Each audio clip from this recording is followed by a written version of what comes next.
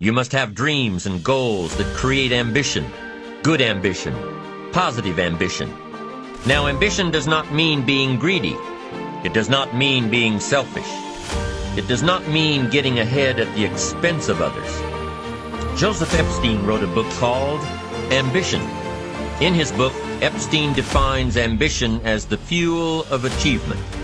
He says that everybody has a need for achievement, to do well, to get somewhere in life, to be better, to achieve. Achievement means moving forward. And in order to move forward, you must be motivated, inspired, ambitious. Before Jesse Jackson went to the streets to gain votes, he went to the ghettos with a message for inner city youth. During his rallies, he would have the street kids repeat after him, "I am somebody." Jesse Jackson's message to these kids was that ambition is a moral imperative. To be a good person, you have to have ambition. You have to try to do something good with your life. You have to try to get out of where you are today or make where you are a better place tomorrow. You have to, or anything else is a waste. I'm sure you know that the same principles he teaches apply to you. When you get up tomorrow morning and are standing in front of the mirror getting ready for the day, remind yourself that you are somebody, that you are important, and that you can make the changes that will move you closer to your ideal future. Once you've decided that you're going to set sail, go for it, and let loose on your new charted course.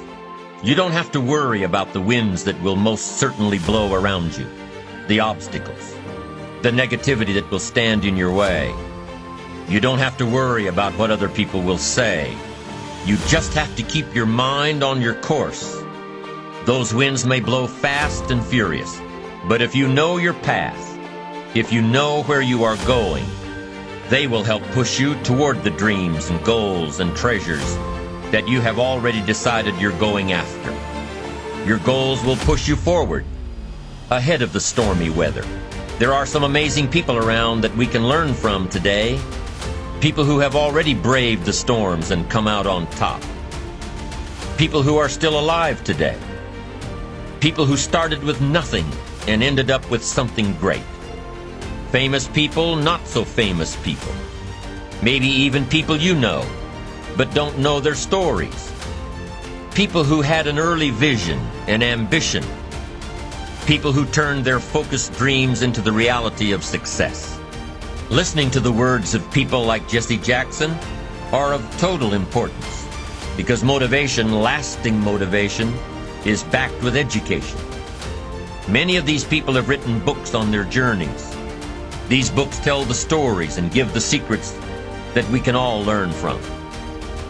Let's say you decided to take a trip, just a short one, maybe for a weekend. Let's say you want to go away to a place you've never been before. Wouldn't you want to find someone who had been there? Ask them a few questions? What's the best way to get there? The safest route? The quickest route? What do I need to bring to be totally prepared? What fun things should I look for on the way?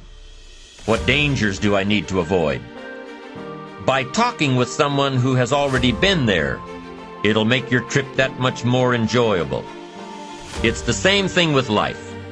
By listening to those who are farther along in the journey you are interested in taking, and learning from their successes and failures, you just might pick up something that will make your journey that much better.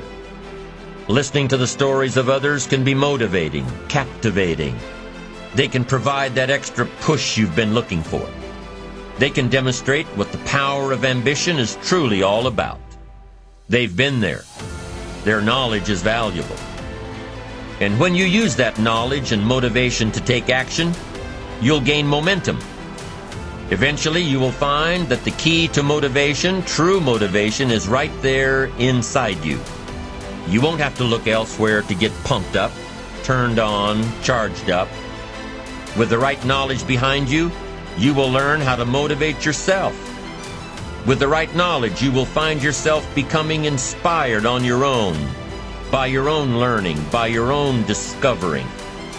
You won't have to hope that somebody comes along to turn you on in the morning. They might not show up. You'll find that your journey of pursuit is the best alarm clock in the world. What has you getting up early, hitting it hard all day, and staying up late? What has you inspired? What are your reasons for doing well? What's at the core of your quest?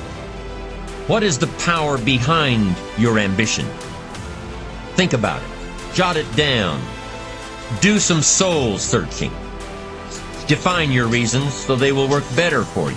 I bet if you did a little soul searching, you could come up with a fairly strong list. The list of reasons.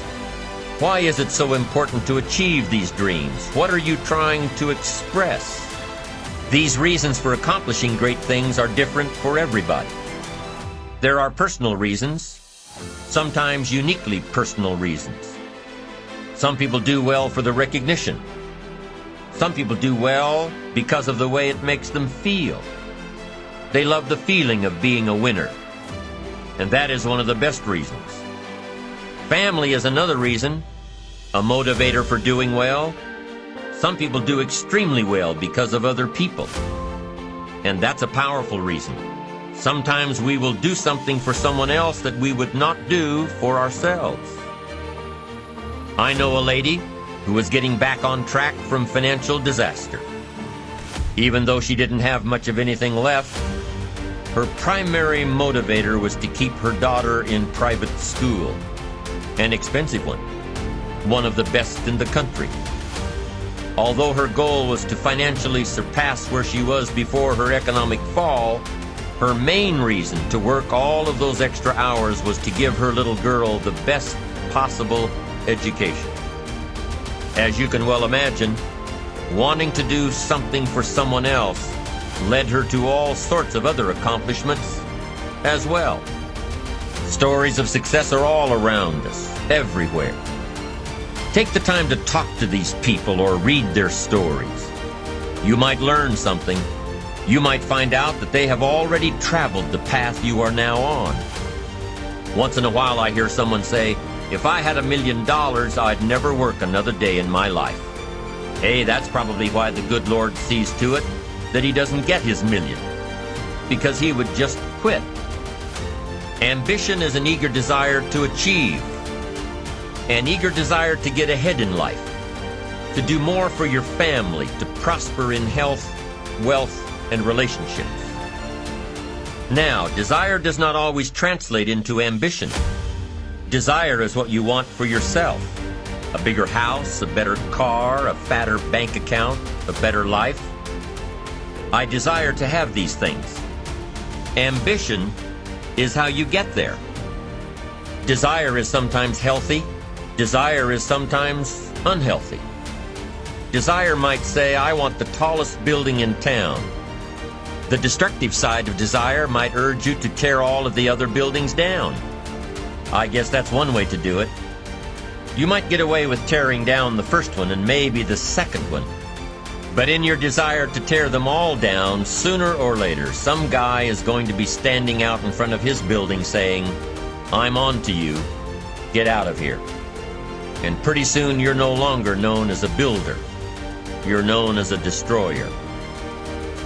Now, the second way to have the tallest building in town is to see it, dream it, and plan it, and put your team on it, work on it. Go through all of the steps to get there. Do it right. Have the ambition to be the owner of the tallest building in town. And go through all of the right steps to get there. Ambition is an expression. It's something inside of you you want to express in a positive way. If you really want it and have the skills to do it and the patience to weather all of the storms, your ambition will lead you there. Having the ambition to do what it takes to get you where you want to go is good. Ambition is creative and constructive.